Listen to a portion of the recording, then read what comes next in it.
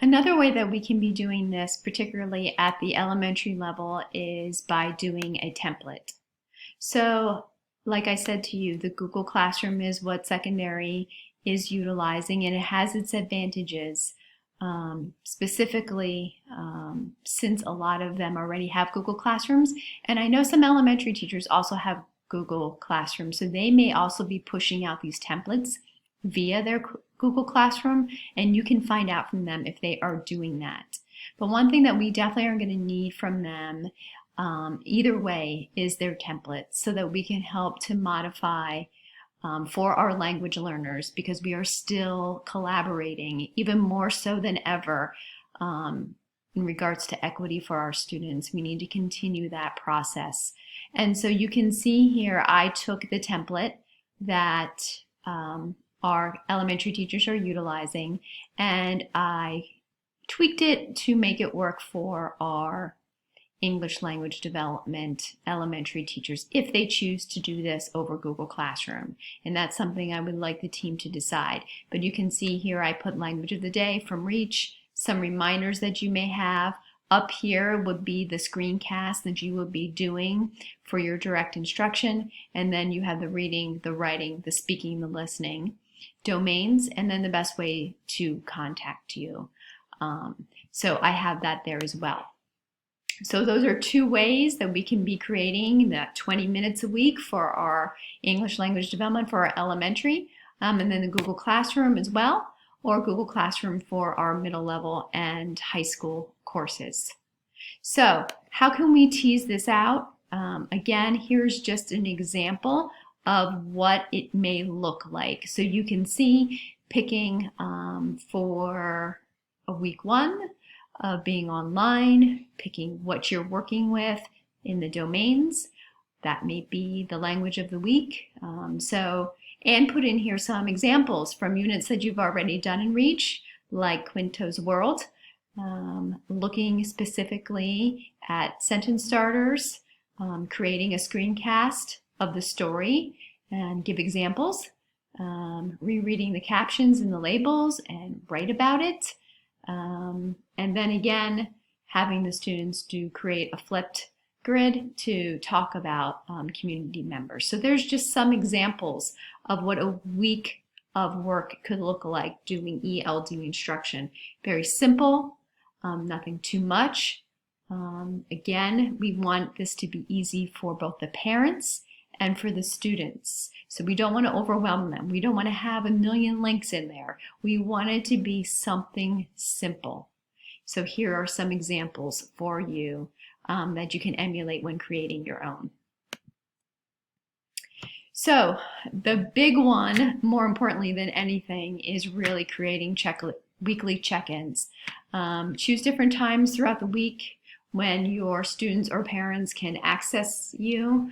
One of the suggestions that was made at the department meeting was, I'll be available on Tuesdays in the evening at 7 and Thursdays at 9 a.m. So again, giving your parents that option, and then send out a link for a Google Meet for the parents to hop on and ask you questions, or for the students to ask you questions.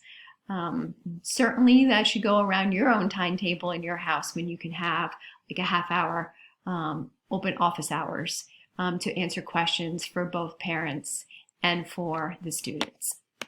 This is the expectation that you will also see in the secondary slides and the screencast that comes out from the Office of Teaching and Learning, as well as elementary.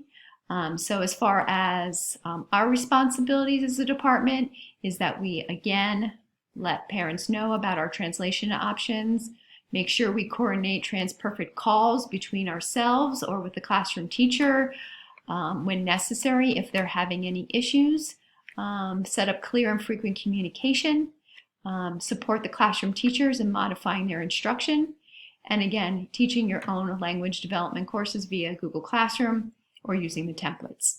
For the content area teachers, again, setting up clear and frequent communication, making sure that they share the templates or their Google Classroom with you, modifying online instruction to meet their needs. And again, the teacher can offer those translation services specifically TransPerfect, and I would ask you to help coordinate that call because not everyone is familiar with that, and we would need your support in doing that.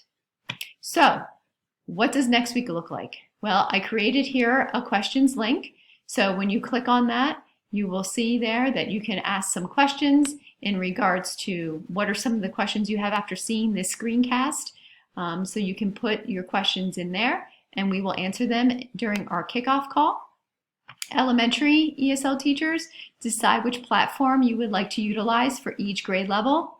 Just remember that you'll be creating the content with a teammate and that everyone will be pushing it out to their own students. So which platform might work better for you?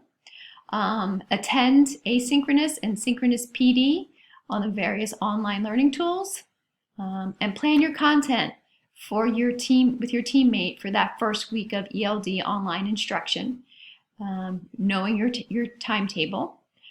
Share your content with the other ESL teachers for them to push out to their students by Friday, and then post and share the content with your students and parents by Monday morning. And then the next week, which will be the week we go live with parents, we're going to have another department meeting on March 31st at 9:30 to continue to answer questions and support one another through this new process. This is new to all of us, and we are here for you. That's when we're going to start to have you reach out to the content area teachers with your can-do descriptor PDF file from Elevations to support them. Start to support the teachers in modifying their online instruction. Plan your content for the second week. Again, keeping those examples in mind. Share out your content with your ESL teachers by Friday. Post and share the content with your students and your parents by Monday morning, and set up those online meetings.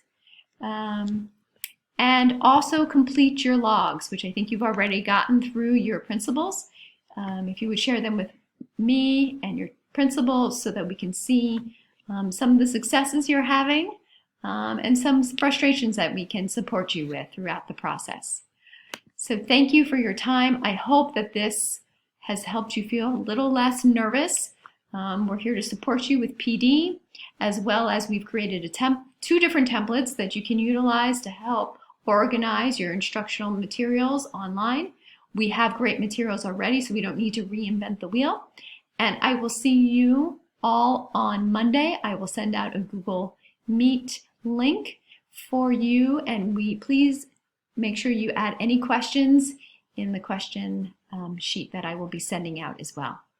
Have a great night. I look forward to working with you through this process. We will get through this together. See you soon.